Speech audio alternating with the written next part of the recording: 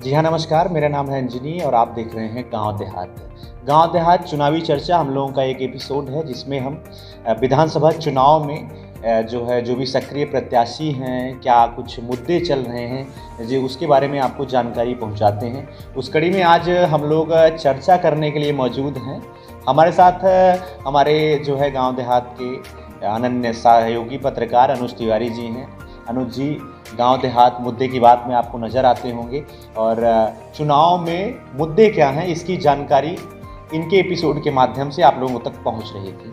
तो आज हम बहुत ही गंभीर मुद्दे पे कह सकते हैं, बहुत सक्रिय, जिसमें लोग विश्वसनीय सूत्रों की बात करते थे। आज उन सारे सूत्रों को आपके सामने खोलेंगे, सूत्रों के राज क्या हैं। तो ऐसे में चुनावी चर्चा के लिए हम यहाँ मौजूद हैं। तो सबसे पहले अनुज जी, आपका स्वागत है।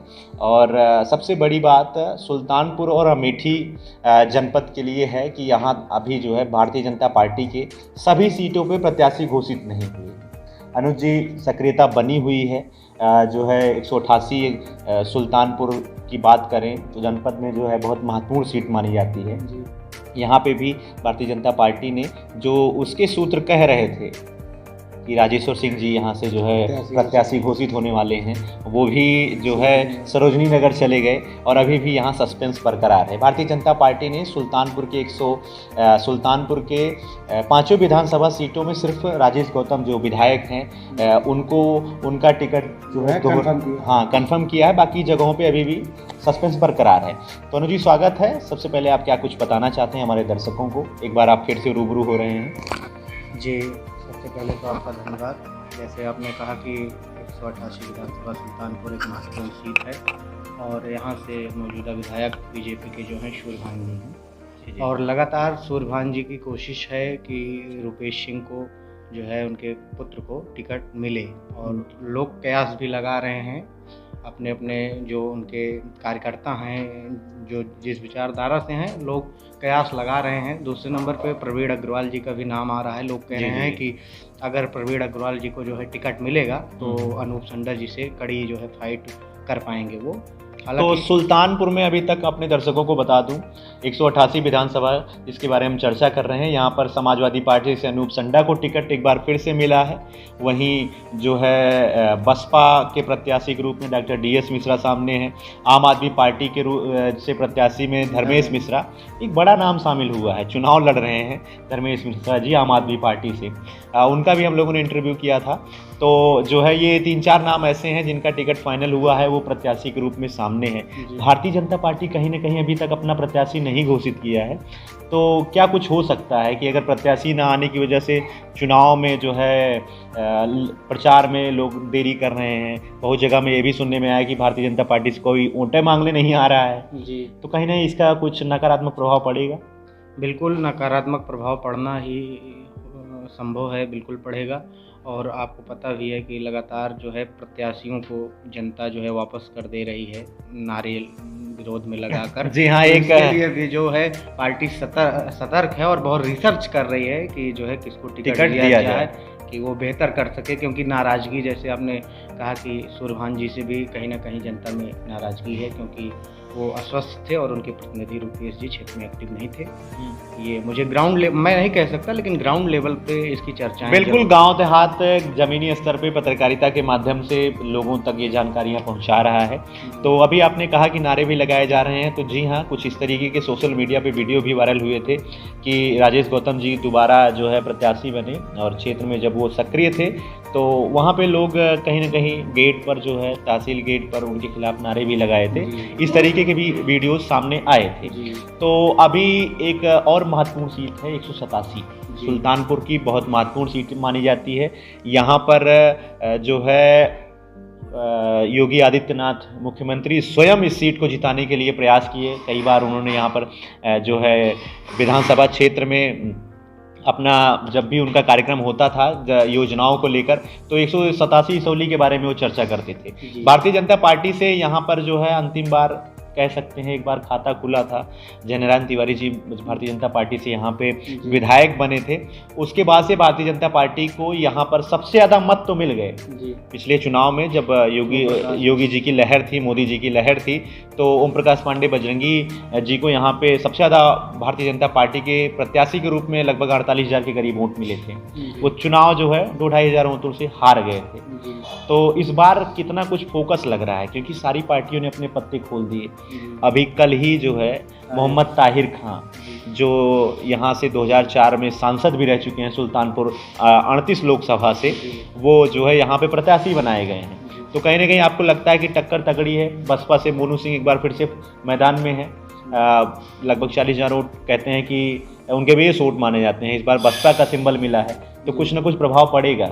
जी बिल्कुल प्रभाव पड़ेगा। और जैसे आपने कहा कि इसौली में सबसे पहले मैं दर्शकों को बता देना चाहता हूँ कि बहुत जो है दिलचस्प मुकाबला और दिलचस्प होना तय है, क्योंकि कड़ी जो है फाइट मोनू सिंह भी देंगे और सपा से ताहिर जी आ गए हैं और कांग्रेस से अभी तक शायद प्रत्याशी नहीं आया है। तो लोग कयास लगा रहे हैं कि अबरार विधायक जी का टिकट कटा है, तो वो भी कहीं ना कहीं संभावित कांग्रेस पार्टी में जाकर संभावित प्रत्याशी बन सकते हैं, ऐसा लोग कयास लगा रहे हैं। हालांकि इसकी हम पुष्टि नहीं कर सकते क्योंकि अभी तक कोई सूचना हमारे पास नहीं है। और बिल्कुल बसपा का जो बेस वोट है वो 25 से 30,000 के बीच है। और आपको पता है कि यशवंत सिंह जो है मोनू जी जहाँ से चुनाव लड़ते हैं 20 से 30,000 वो वोट पाते हैं। तो कड़ी टक्कर तो होने वाली है। और इसी को देखते हुए जो है भाजपा भी अभी तक अपने प्रत्याशी की घोषणा नहीं की है। तो सबसे बड़ी बात जो है बसपा का अभी तक प्रत्याशी ना आना, ये एक बड़ी बात है। कहीं ना कहीं इसका जनता के अंदर सूत्रों का जो एक जो है चलन चला है वो इस समय बढ़ गया है। भारतीय जनता पार्टी ने अभी तक अपने प्रत्याशियों की घोषणा नहीं की है इसौली विधानसभा में, लेकिन जो चर्चित नाम हैं, जिनके नाम मतलब कहते हैं कि ना ज़मीनी कार्यकर्ता हैं, विधायकी की तैयारी कर रहे हैं, तो ऐसा आपको लगता है कि कहीं ना कहीं बड़ा नाम बजरंगी जी का सामने आया है? और उसके अलावा जो है कुछ और भी नाम जिन पे चर्चाएं चल रही हैं। पूर्व मंत्री की अभी हमने शुरुआत में बात की, तो जयनारायण तिवारी जी भी भारतीय जनता पार्टी ज्वाइन की, वो भी केंद्रीय जो है पार्टी के नेतृत्व, मतलब जो प्रदेश के स्तर की पार्टी है वहाँ से उन्होंने कार्यकर्ताओं ने उनको जो है पार्टी का सिंबल और पार्टी में जो है स्वागत किया था जी। तो जयनारायण तिवारी जी कितना कुछ महत्वपूर्ण है भारतीय जनता पार्टी के जो है जो भी प्रत्याशी की दौड़ में शामिल हैं, उनके बारे में मैं चाहूँगा कि आप कुछ बताएं। देखिए जयनारायण जी जैसे कि आप अभी हाल ही में जो है भाजपा में आए हैं, और वो मुझे खुद लगता है कि वो जो है अच्छी लड़ाई लड़ सकते हैं इसौली में। बाकी जनता का भी मैं देख रहा हूँ, फील्ड में रहता हूँ, तो लोगों का रुझान उनकी तरफ भी है। लेकिन और ओम प्रकाश पांडे बजरंगी जी जो है पिछली बार भी कड़ी टक्कर दिए थे, तो लोग कयास लगा रहे हैं कि उनको दोबारा टिकट दिया जाएगा। और पिछली बार चुनाव हारने का एक था कि उनके विरोध में कई प्रत्याशी हो गए थे, एक निर्दलीय प्रत्याशी हो गए थे शिव कुमार जी शायद। और तो चुनाव एक होता है कि हार जाना, एक होता है हरा देना। व्यक्तिगत विरोध के कारण कुछ पार्टी के बिल्कुल कर देते हैं। बिल्कुल शिव कुमार सिंह जी जब चुनाव लड़े थे तो लोग यही कयास लगाए थे कि वो यशवंत सिंह मोनू को चुनाव हराने के लिए मैदान में आए हैं। 10-12 वोट उनको मिला था। तो इसका कहीं ना कहीं असर पड़ता है। बीजेपी में भी कहीं ना कहीं नाराजगी। शिव कुमार जी इस समय भारतीय जनता पार्टी में है, उनका नाम भी प्रमुखता से लिया जा रहा है। उनके समर्थक समाचार सोशल मीडिया पे लगातार समाचार फैलाते रहते हैं। देखिए नेताओं के समर्थक तो लगातार डाल रहे हैं, हर विधानसभा में डाल रहे हैं कि इनको मिल रहा है, लेकिन प्रमुखता से जो है जयनारायण जी हैं, ओम प्रकाश पांडे पूर्व मंत्री जी हैं, ओम प्रकाश पांडे बजरंगी जी हैं, और कहीं ना कहीं सुल्तानपुर के वरिष्ठ नेता का भी नाम आता है, रामचंद्र जी को भी टिकट मिल सकता है, ऐसा लोग सोच रहे हैं। युवाओं में जो एक नाम बहुत चर्चा का विषय बना हुआ है वो है अखिलेश बबीता तिवारी। इसको हम नहीं कह सकते हैं, नाम बीजेपी के जो है नेता हैं और वो काशी क्षेत्र की मंत्री भी रह चुकी हैं, तो हो सकता है। लेकिन मुझे और जो है जो जनता का रुझान है ग्राउंड लेवल पे, मुझे नहीं लग रहा है कि उनको टिकट मिलेगा। ज़्यादा से ज़्यादा जिनका प्रभाव वो 3 नाम है, ओम प्रकाश पांडे बजरंगी जी और पूर्व मंत्री जी ओम प्रकाश पांडे जी और ये जयनारायण तिवारी जी। अच्छा जी, और हो सकता है जल्द ही बिल्कुल नामों की घोषणाएं होना बहुत ज़रूरी है। क्योंकि नामांकन का आज दूसरा दिन माना जा रहा है कि नामांकन शुरू हो गया 8 है। तारीख तक नामांकन भी करना है लोगों को। जी जी, तो इस सूची में जो है अभी तक भारतीय जनता पार्टी का कोई भी प्रत्याशी सुल्तानपुर से अभी तक एक नामांकन, विधानसभा छोड़कर अभी कहीं जो है प्रत्याशियों की घोषणा नहीं हुई, तो नामांकन कहाँ से करेंगे। और एक जो बहुत बड़ा जो है केंद्रीय नेतृत्व की अगर बात करें, जहाँ से राजनीति तय होती है भारतीय जनता पार्टी की भी अब तय होने लगी है, भारतीय लोकतंत्र की भी। अमेठी एक गांधी नेहरू परिवार का एक अभिन्न अंग माना जाता है कि जब लोकतंत्र में इतिहास लिखा जाएगा तो अमेठी का जिक्र हमेशा जरूरी रहेगा। बिल्कुल, क्योंकि अमेठी ने जो है देश को प्रधानमंत्री तक दिया है, तो अमेठी की चर्चा तो राजनीति में जरूरी है। जी जी, तो अमेठी की बात करें तो अमेठी में भी जो है सबसे कड़ा जो वीवीआईपी सीट माना जा रहा है वो 186 विधानसभा है। भारतीय जनता पार्टी ने अभी तक अपना प्रत्याशी नहीं उतारा है। बसपा ने अपने सबसे पहले प्रत्याशी उतारा, रागिनी तिवारी जो है बसपा के सिंबल पे वहाँ चुनाव लड़ रही हैं। और उसके बाद जो एक बहुत बड़ा नाम मतलब भारतीय जनता पार्टी और कांग्रेस के इतर जिसने अपना एक पहचान बनाया, गायत्री प्रजापति पूर्व मंत्री थे, वर्तमान में जो है जेल में है, उनकी पत्नी को बस सपा ने जो है टिकट दिया है। तो महाराजी देवी चुनाव लड़ रही हैं और ये दो हो गया। उसके अलावा जो है कांग्रेस ने जो है अपना प्रत्याशी अभी नहीं घोषित किया है, भारतीय जनता पार्टी ने भी नहीं घोषित किया है। और सबसे बड़ी बात है कि अमेठी के महाराजा संजय सिंह सांसद और केंद्रीय मंत्री भी रह चुके हैं, वो उनकी जो है पत्नी रानी अमिता सिंह भी पूर्व में मंत्री भी रह चुकी हैं और वो भी सक्रियता से उनका नाम सामने आ रहा है। और गरिमा सिंह वर्तमान विधायिका महारानी गरिमा सिंह वो भी टिकट के दावेदारों में मानी जा रही हैं। तो आपको लगता है कि कितना कुछ राजघराने की तरफ भारतीय जनता पार्टी का रुझान रहेगा, या जो उनका कोई अपना नेता अपना कार्यकर्ता वहां तक पहुंचा हो उसको टिकट दिया जाए? क्या कुछ राजनीति अभी तक अमेठी की समझ में नहीं आई है? अमेठी का जैसे आपने बताया कि सबसे पहले जो है बीएसपी अपना कैंडिडेट घोषित की। जी जी, शशिकांत तिवारी जी, उनकी पत्नी जो है बसपा से प्रत्याशी घोषित हुई है, रागिनी तिवारी। और आपको पता है कि शशिकांत जी जो है लगातार कम से कम 14 वर्षों से बसपा की राजनीति कर रहे हैं।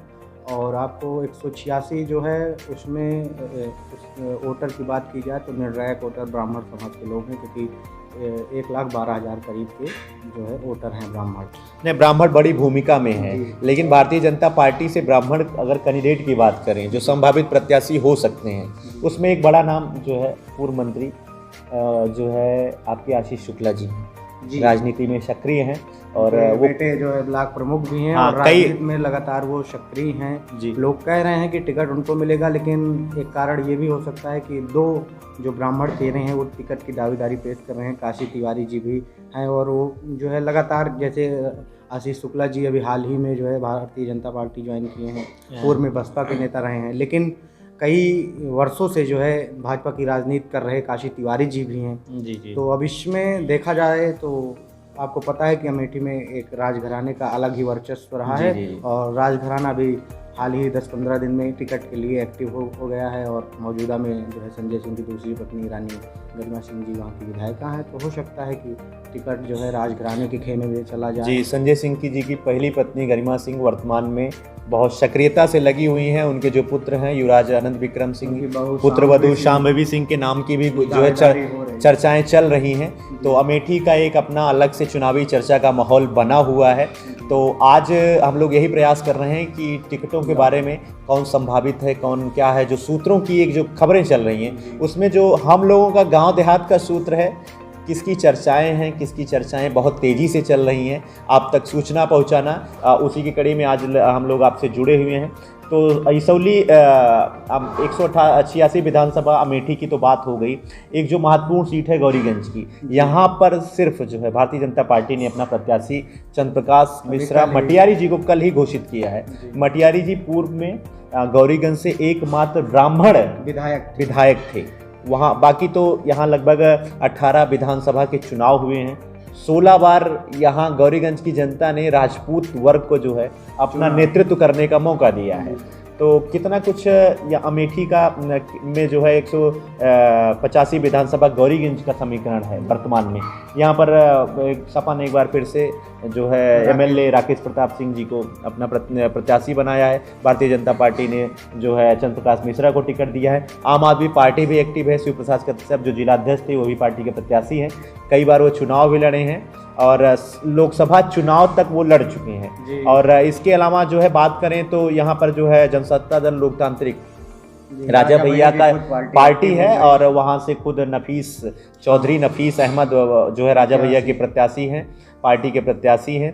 और एक नाम जो और ज़्यादा हाईलाइटेड है, कांग्रेस के प्रत्याशी फतेह बहादुर जो है भी, मोहम्मद फतेह बहादुर भी सक्रियता से लगे हुए हैं, उनके नाम की भी घोषणा हुई है।